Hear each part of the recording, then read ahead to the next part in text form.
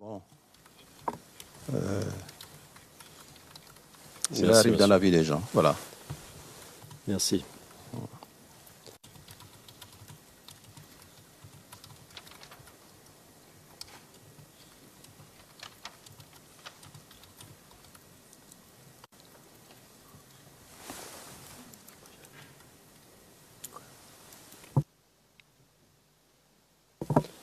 Alors, pour que les choses soient claires, ce récit que vous venez de nous donner, ce récit difficile, c'est donc le général Gay qui vous a mis en prison et c'est donc l'élection du président Gbagbo qui vous a sauvé. Est-ce que c'est ça? Oui, je le dis, c'est l'élection du président Gbagbo qui nous a sauvés de la prison.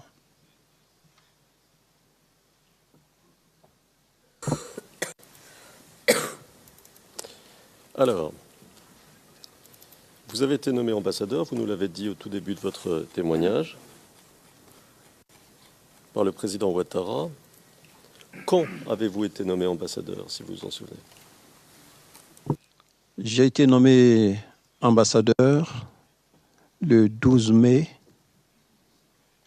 2012.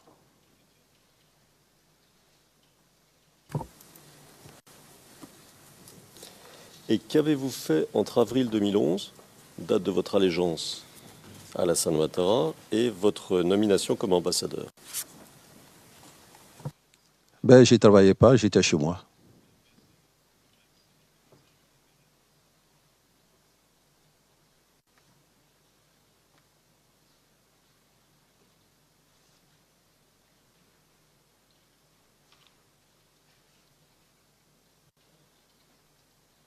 Alors on passe à un autre sujet. Pouvez-vous nous expliquer rapidement, parce que nous avons déjà des éléments là-dessus, quelle était la procédure pour nommer les officiers dans l'armée ivoirienne? Par exemple, s'il y avait des critères d'ancienneté, etc., etc. Donc, pour nommer les officiers, effectivement, il y a un travail à faire, qui est le travail d'avancement. Et ce travail d'avancement tient compte d'un certain nombre de critères. On a donc le critère d'ancienneté, ancienneté dans le grade.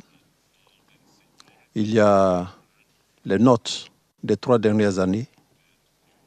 Il y a les punitions qui sont prises en compte. Il y a le diplôme obtenu qui est également pris en compte.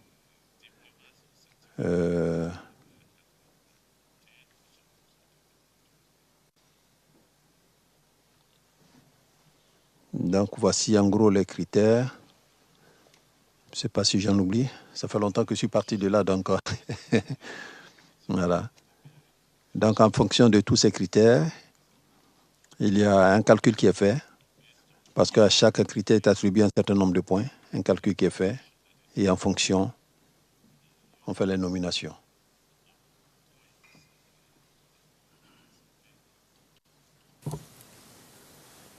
Lorsque vous étiez chef d'état-major, cette procédure a-t-elle été toujours respectée?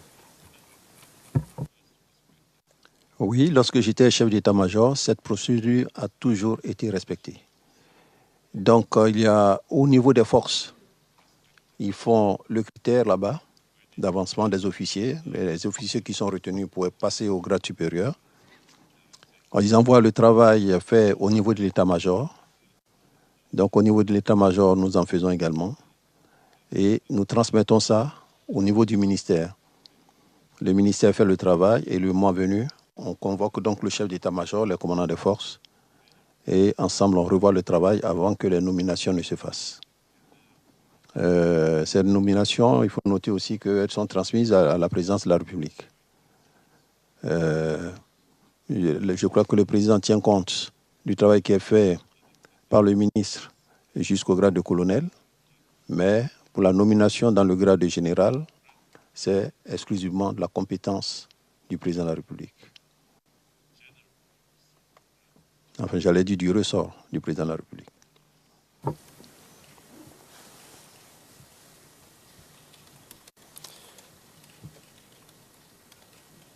Alors, on a un peu abordé cette question. Avant, je vais vous poser une autre question. La dernière promotion avant le début de la crise post-électorale, est-ce que c'était bien en août 2010? Avant la crise, c'est bien en août 2010. Et cette dernière promotion a-t-elle suivi les procédures habituelles? Absolument. Dans l'armée, le grade n'est pas donné. Le grade n'est pas donné et ça a suivi cette procédure habituelle. Alors, question un peu différente. Est-ce que des chefs rebelles, puisque vous nous avez expliqué que d'anciens rebelles avaient été intégrés à l'armée, c'est bien ça? Est-ce que des chefs rebelles ont été intégrés, alors des chefs anciennement rebelles, ont été intégrés comme officiers supérieurs ou officiers généraux? Alors, les concernant, à l'issue donc de l'accord politique de Ouagadougou, le président Laurent Gbagbo lui-même a pris un décret nommant 2 colonels, c'est-à-dire le général Bakayoko et le général Gueux Michel, qui étaient colonels à l'époque. Il les a nommés au grade de général. Donc les 2 sont passés généraux. Et ça, c'était dans le cadre de sa visite d'État à Odiéné. Il nous a été demandé de faire donc au niveau du ministère le travail d'harmonisation des autres, ceux qui étaient déjà commandants. Donc on a fait le travail d'harmonisation. Eux, ils sont restés commandants. Et voilà donc le travail qui a été fait. Donc le président Alassane qui est arrivé et qui a trouvé ses officiers ne pouvait que faire leur mutation, leur avancement. Parce que dans l'armée, quand vous avez un grade, quand vous vous comportez bien, vous travaillez bien, vous êtes discipliné, que vous tenez votre poste, on ne peut que faire votre avancement. Donc ces gens ont été promus. C'est tout à fait normal. Ils étaient commandants, ils ont été promus lieutenant-colonel. Et ils occupent des postes de responsabilité. Mais je crois que tout se passe bien. Alors, vous avez discuté avec le procureur d'un rapport sur la chaîne de commandement que vous avez écrit en 2013. Je redonne le numéro ERN pour le dossier. C'est CIV OTP 0047 01 13. Mais nous n'avons pas besoin de le montrer. À propos de ce rapport, lors de votre interrogatoire, vous avez indiqué, et je vais lire très rapidement, ce sont les transcrits édités français du 25 septembre, page 8, ligne 26, à page 9, ligne 8.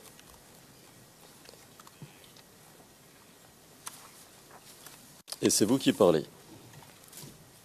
Je cite.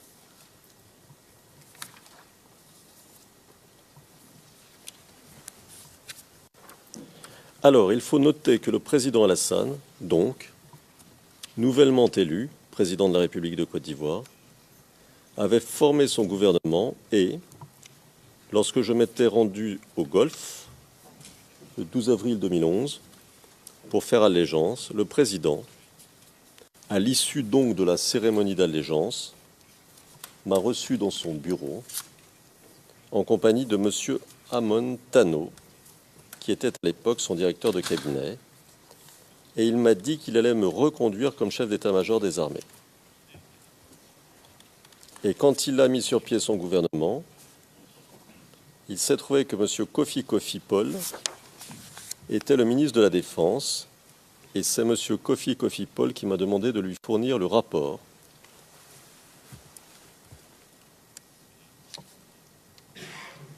sur la chaîne de commandement des forces armées nationales de Côte d'Ivoire en temps de paix et en temps de crise. Donc c'est à M. Kofi Paul, ministre de la Défense, que j'ai remis ce rapport. Question. Vous rappelez-vous de la date approximativement? Votre réponse. Ça doit être certainement le 19 juin 2011, si je ne me trompe pas. Donc, Et fin de citation. Si je ne me trompe pas, fin de citation. Donc, monsieur, c'est le nouveau ministre de la Défense qui vous a demandé de rédiger ce rapport, c'est bien ça? C'est bien ça. Il faut noter qu'il m'avait demandé un certain nombre de documents aussi. Il m'avait demandé un certain nombre de documents. J'ai lui fait des rapports sur d'autres points. Et il m'a demandé celui-là sur la chaîne de commandement. Alors, la date que vous avez donnée là, juin 2011, 19 juin 2011, ne semble pas être la bonne. Est-ce que ce ne serait pas plutôt en 2013 que vous avez rendu ce rapport? Oui, je me suis aperçu que ce n'est pas la bonne, puisque j'ai été nommé en mai 2012. Mais je crois que ça doit être bien avant que je ne parte à Libreville, je crois.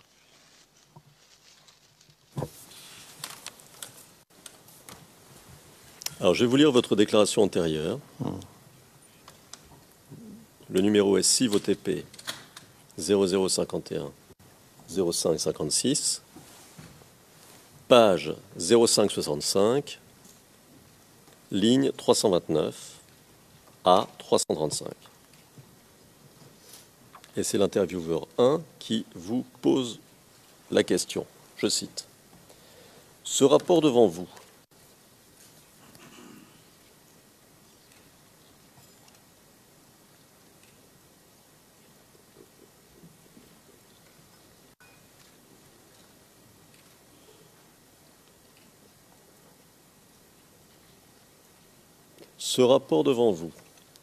est-ce que vous pouvez confirmer quand vous avez fait ce rapport aux autorités ivoiriennes? Personne entendu, c'est-à-dire vous-même.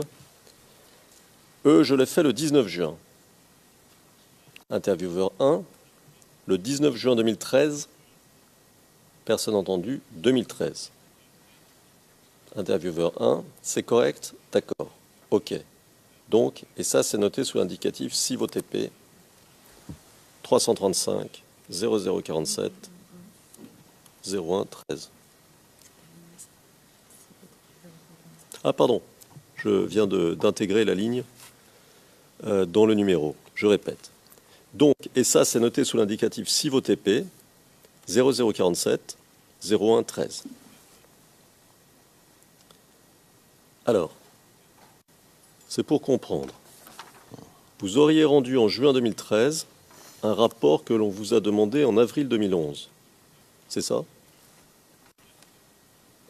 Alors là-dessus, sur la date, je ne me retrouve pas. Malheureusement, le rapport lui-même n'est pas daté, je crois. Donc, je ne me retrouve pas. Mais c'est un rapport que j'ai dû faire peut-être avant ou après que je sois parti, mais je n'ai pas de date précise là-dessus. J'étais même surpris de le trouver ici, ce rapport. Lors de la réunion dont vous parliez avec le ministre de la Défense, est-ce qu'il ou est-ce que quelqu'un d'autre vous a donné des instructions sur le contenu du rapport? Non, personne d'autre. C'était le ministre qui m'a instruit, sinon personne d'autre.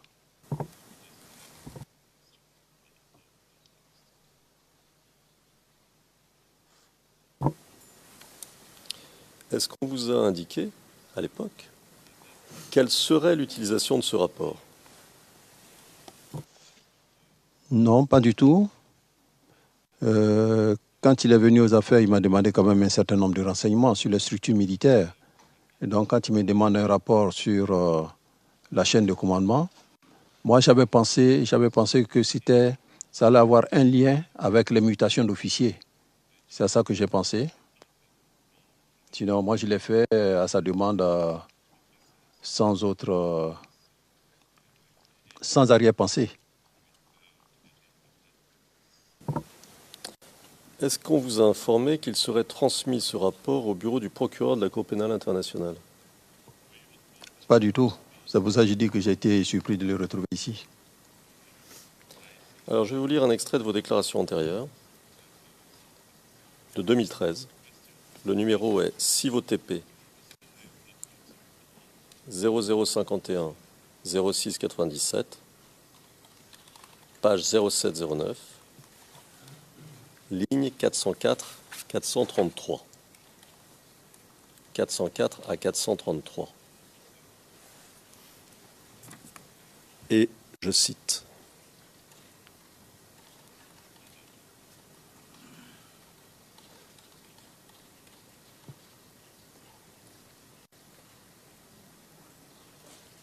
Could you please repeat the page? La greffière d'audience, pourriez-vous répéter la référence ERN, s'il vous plaît? Les pages. Page 0709, ligne 404 à 433.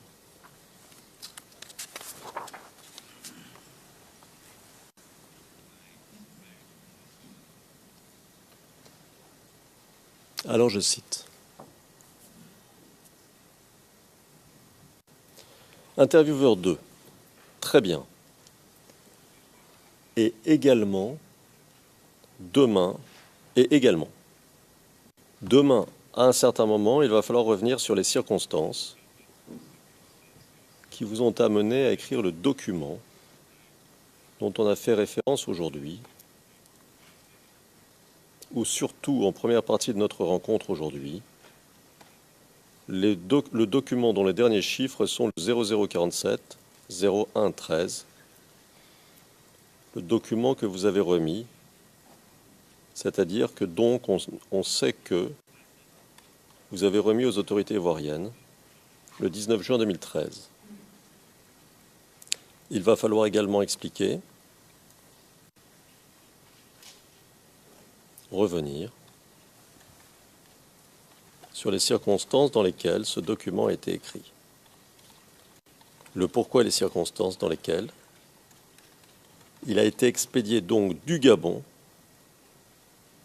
à ce qui est les autorités ivoiriennes.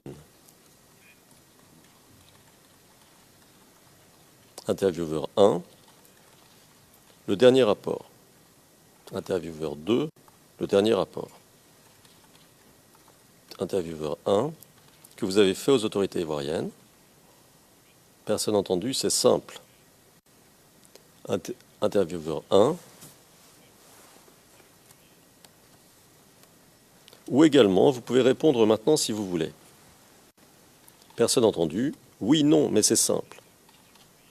Le président de la République était au Gabon dans le cadre du New York Forum Africa, et il avait été aussi invité pour être le parrain de la 12e promotion des élèves officiers de l'école d'état-major.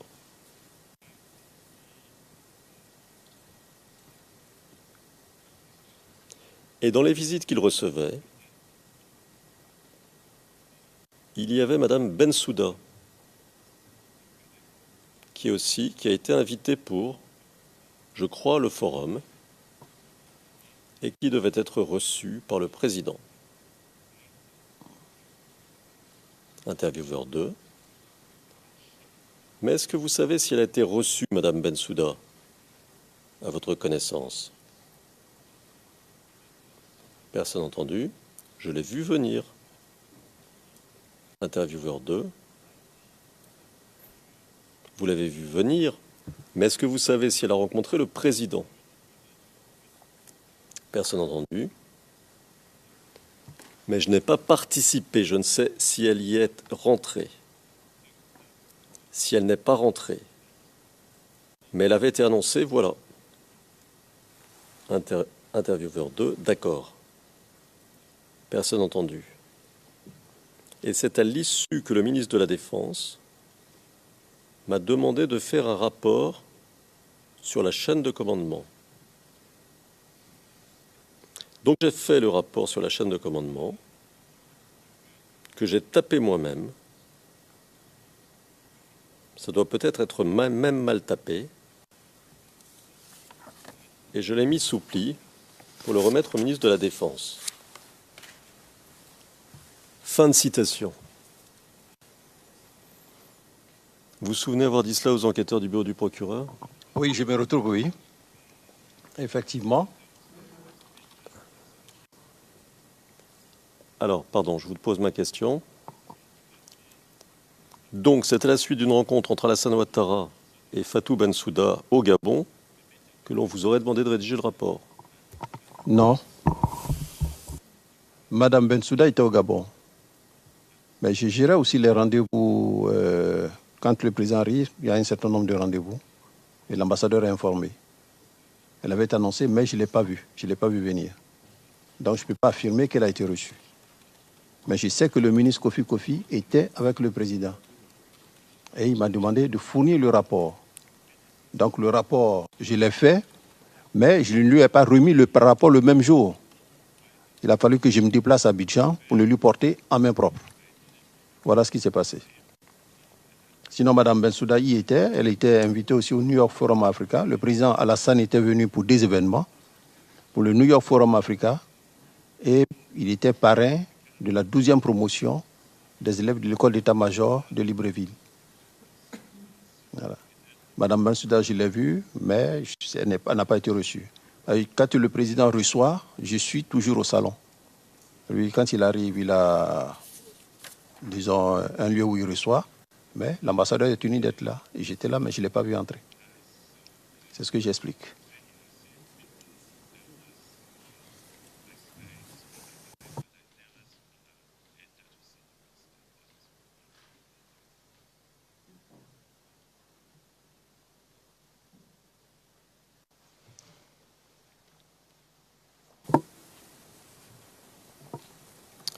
Alors, qu'on comprenne bien. Aujourd'hui, vous dites qu'il n'est pas venu, enfin qu'il n'a pas rencontré Alassane Ouattara, c'est ça? C'est bien ça. Alors qu'il semble ressortir de votre déclaration aux enquêteurs du bureau du procureur que je viens de lire, vous disiez par exemple ligne 428, elle avait été annoncée. Et vous ajoutez 430, ligne 430, et c'est à l'issue que le ministre de la Défense m'a demandé de faire un rapport sur la chaîne de commandement. Donc, à l'époque, vous sembliez dire qu'elle était venue. Non. Qu'elle était annoncée, mais n'a pas été reçue. C'est bien ce que je précise. Bon.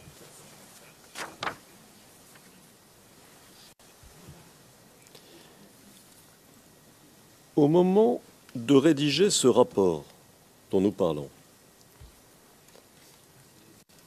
aviez-vous lu, ou étiez-vous en train de lire, les documents rédigés par le bureau du procureur de la CPI détaillant de cette affaire, de l'affaire procureur contre Laurent Gbagbo, et en particulier les documents qui détaillaient les allégations du procureur contre Laurent Gbagbo? De quel document vous parlez? Je ne vois pas les documents. Alors, je vais reformuler ma question. Au moment de rédiger votre rapport, celui dont nous parlons en ce moment, aviez-vous lu ou étiez-vous en train de lire des documents, et si oui, on viendra sur quels documents, qui concernent ou qui concernaient cette affaire-ci, cette affaire devant la CPI? Notamment ce qu'on appelle le document contenant les charges, le DCC. Mais non. Ça peut être d'autres documents aussi. J'ai jamais vu ces documents. J'ai jamais vu les documents.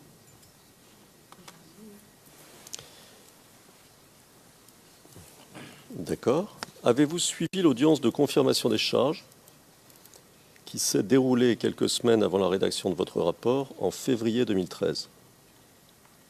Oui, j'ai suivi l'audience. J'ai suivi l'audience, oui. Avez-vous été menacé si vous ne rédigiez pas votre rapport? Pourquoi m'être menacé? Personne ne peut me menacer. Personne ne m'a menacé. Non, personne ne m'a menacé.